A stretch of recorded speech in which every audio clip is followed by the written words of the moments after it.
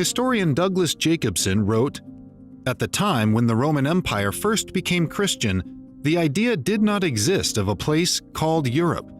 The Roman Empire was a water-based domain circling the Mediterranean Sea, and the area of land now known as Europe was simply the northern hinterland."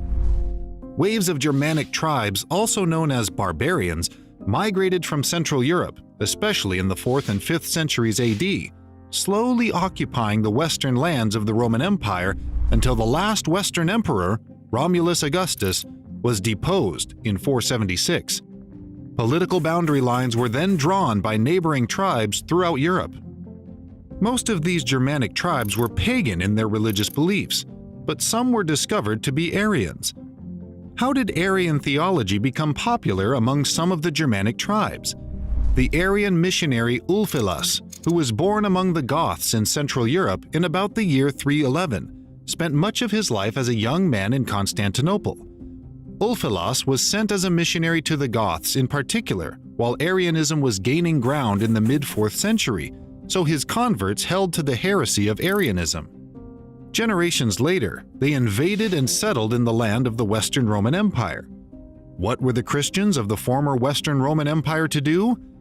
These Western Christians, or the ones who later came to be known as Catholic Christians, spent the next 5 or 6 centuries talking to their new Germanic tribal leaders and kings about the gospel and the orthodox theology of the Council of Nicaea.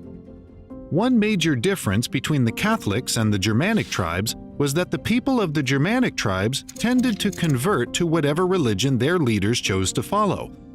Therefore, Catholic missionaries focused their efforts primarily on the Germanic tribal leaders. Some of the most successful and notable missionary movements in this era began in the British Isles. Christianity first spread into the British Isles when Roman armies conquered the southern portion of England in AD 43. Christians among the Roman invaders brought their early form of Christianity to the region.